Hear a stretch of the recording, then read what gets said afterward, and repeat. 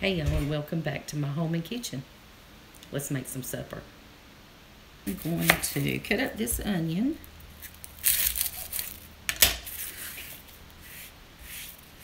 It's a pretty small onion, so I'm just going to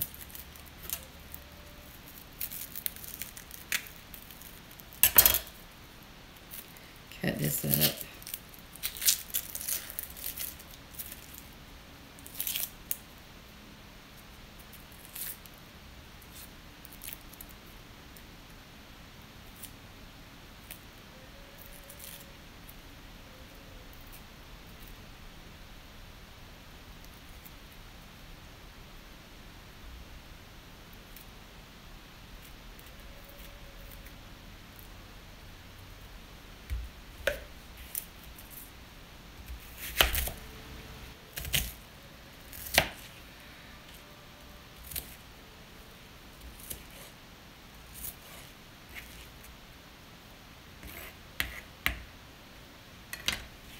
Now I'm going to cut up some green pepper.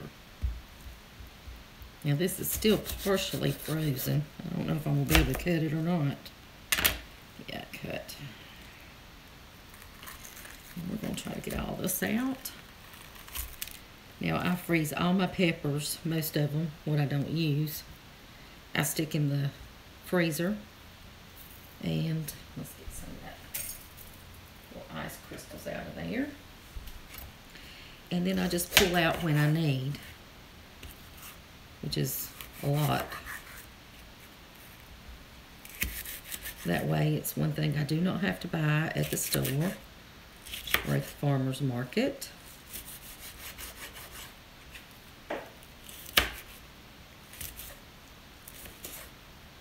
Now they are a little, they're not real firm, but they're going to cook, so it doesn't matter.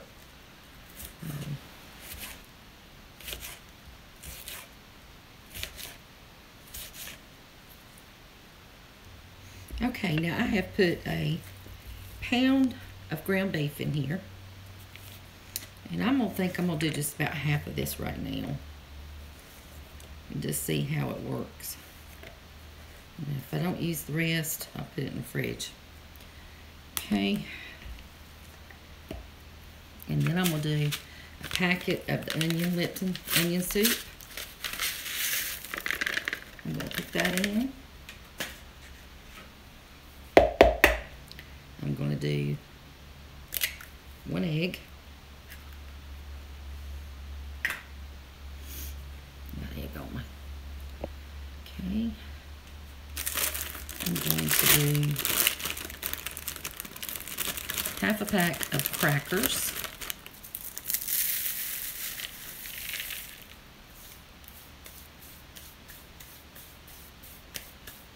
Okay. We're going to do a half a teaspoon of pepper.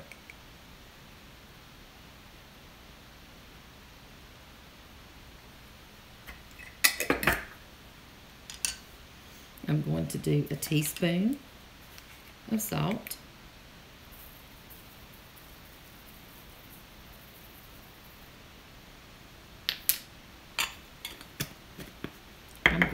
Forgot my garlic.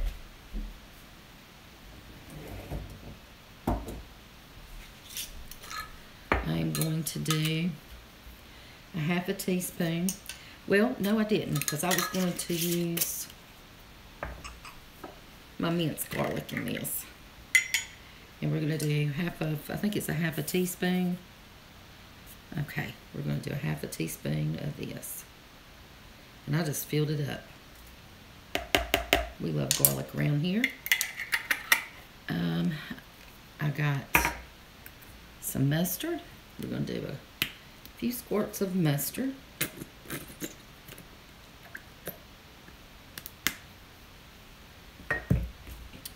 I'm going to do a few squirts of wet ketchup.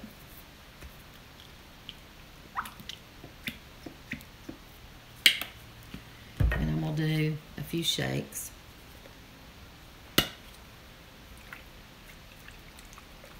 Of the Worcestershire sauce. Let me see put that right up there. And then we're just going to use our hands, and we're going to combine all these ingredients.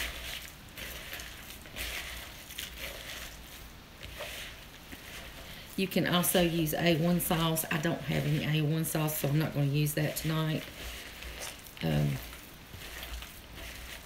looks good. Smells good too.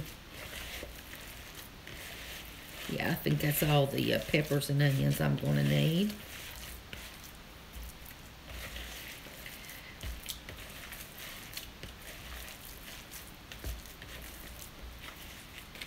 Meatloaf is one of those, one of these dishes you can just throw just anything in and make it really good. Larry likes mushrooms in his, and I don't, so I don't put it. I love the green peppers and the onions, but I don't think I want any mushrooms in my meatloaf.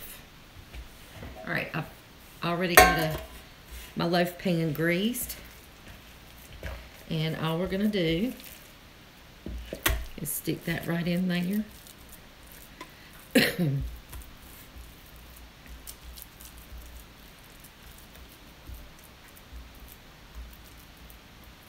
we're gonna, that's it. And I've got my oven preheated to I think it's 375. Let's see here. I've done forgot. Yeah, 375, and we're going to cook it anywhere between 45 minutes to an hour. So when this gets done, I'll bring you on out. I had forgotten to turn my camera on, and I went ahead and made the topping for my meatloaf. And I'm going to just tell you the ingredients I put in it, and that way you can do it. I forgot to turn my camera on, so anyway, okay. We got 3/4 cup of ketchup, 1 teaspoon of brown sugar, and 1/2 teaspoon of onion powder. And I've just mixed it all together really well. And I went ahead and put some green beans on, and I had corn on the cob left over from supper the other night. And I actually didn't eat any that night. So what I've done is I've cut 3 cobs up off the cob, if I can spit that out, and put it in the green beans, and I've left 2. I'm going to reheat those in the microwave, and you don't have to reheat them long, and they taste really good. So that's what I'm going to eat, and then I'm going to make some biscuits. Well, I've decided to make pone bread instead, so I thought I'd let y'all see me do this. Let me bring my camera down a little bit. Oh.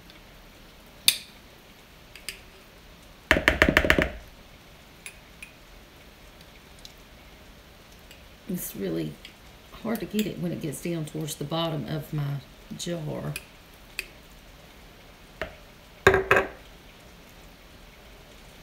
Okay, my pastry cutter is in the dishwasher. Let me turn my stove down a little bit. So I'm just going to use my fork, and this is how I used to make them before I got a pastry cutter, or whatever those things called. That little, I think that's what it's called. But anyway, I used to make these are how I made my biscuits, with a fork.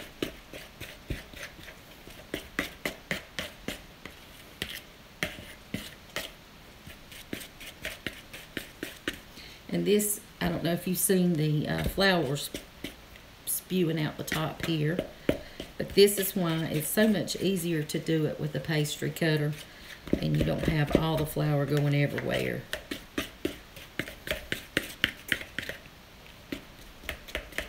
But we're just going to cut that lard into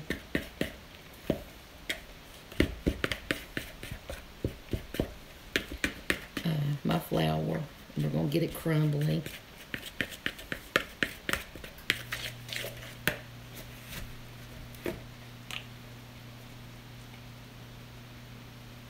And then put in my buttermilk.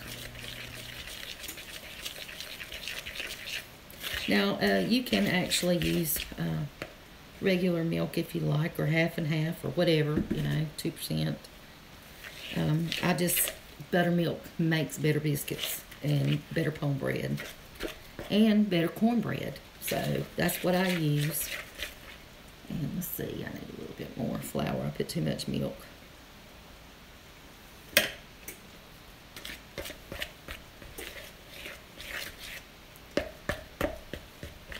And I know y'all watched me make this plenty of times. And the more you make them, the easier it is. And you can tell in the flour, in the dough, I mean, just how, if it's going to come out good or not. You can tell.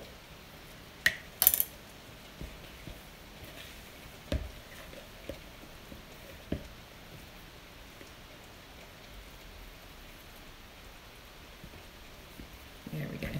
And I'm the world's worst. I get, you know, flour all over everything.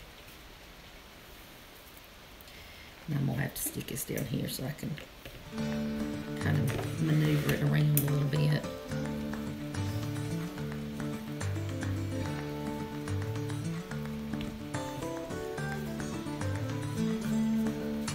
And I just kind of work it into a ball.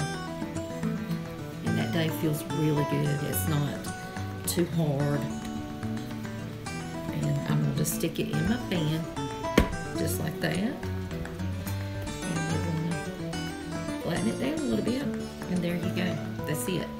Bone bread.